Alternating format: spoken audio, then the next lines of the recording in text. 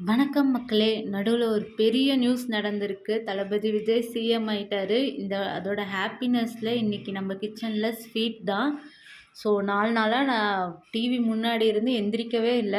வெறும் நியூஸே தான் கேட்டுட்டு இருக்கோம் எல்லாருமே. நான் மட்டும் இல்ல, ஒட்டுமொத்த தமிழ்நாடுமே அத தான் கேட்டுக்கிட்டு இருக்கோம்.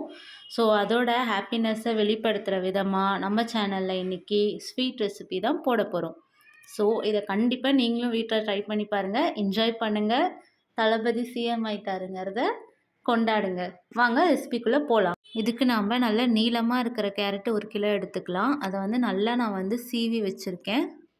இந்த மாதிரி துருவி எடுத்துருக்கலாம். இதுக்கு சேமியா 2 ஸ்பூன்,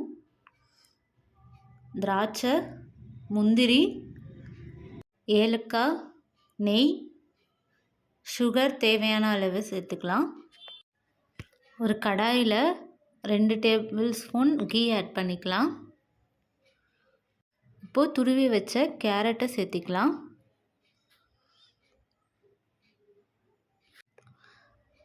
இப்போ இதை நல்லா மிக்ஸ் பண்ணிக்கலாம்.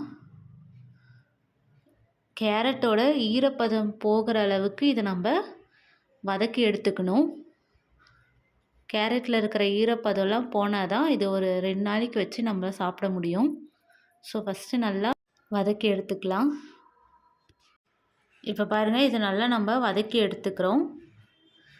இந்த அளவுக்கு கேரட் வதங்கணும். இப்போது அதே கடாயில் 2 டேபிள் ஸ்பூன் கீ ஆட் பண்ணி அதில் முந்திரி, திராட்சையும் வறுத்து எடுத்துக்கலாம். இப்போது பேனில் கீ ஆட் பண்ணி சேமியா, நம்ம எடுத்து வச்ச சேமியாவை எடுத்து வறுத்துக்கிறோம். சேமியாவை லேசாக இந்த மாதிரி வறுத்துக்கலாம். இப்போது இதில் தண்ணி ஊற்றி சேமியாவை வேக வச்சுக்கலாம். இப்போது இதில் நான் லேசாக கலர் பவுடர் ஆட் பண்ணிக்கிறேன். உங்களுக்கு வேணும்னா ஆட் பண்ணிக்கலாம், இல்லைனா நீங்கள் ஸ்கிப் பண்ணிக்கலாம். இப்போது இதில் நம்ம எடுத்து வச்ச ஏலக்காவை சேர்த்திக்கலாம். பாருங்கள், தண்ணியில் நல்லா சுண்டி சேமியா இந்த அளவுக்கு வெந்துருச்சு. இப்போது நம்ம இதில் கேரட் ஆட் பண்ணிக்கலாம். கேரட் ஆட் பண்ணி நல்லா மிக்ஸ் பண்ணிக்கலாம்.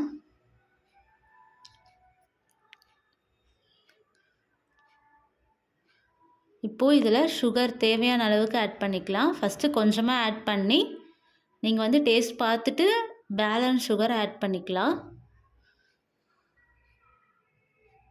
இப்போ நல்லா மிக்ஸ் பண்ணிக்கலாம். பாருங்கள், சுகர் நல்லா கேரமலைஸ் ஆகி வருது. நம்ம இதுக்கு தண்ணி, பால் எதுவுமே ஆட் பண்ண போகிறது கிடையாது. வெறும் கீ, இந்த இதில் தான் இந்த அல்வாவே நம்ம பண்ண போகிறோம். ஸோ இது நீங்கள் ஒரு 2 டேஸ்க்கு வச்சு நீங்கள் நல்லா சாப்பிட்லாம். எல்லோரும் இதில் மில்க் ஆட் பண்ணுவாங்க. ஸோ நாங்கள் மில்க்லாம் ஆட் பண்ணல. இந்த மாதிரி தான் நாங்கள் செய்வோம். இது நல்லா டேஸ்ட்டாக சூப்பராக இருக்கும். கண்டிப்பாக ட்ரை பண்ணி பாருங்கள். இப்போ நல்லா மிக்ஸ் பண்ணிக்கலாம். பாருங்கள், சுகர் எல்லாமே கேரமலைஸ் ஆகி நல்லா இறுகி வருது.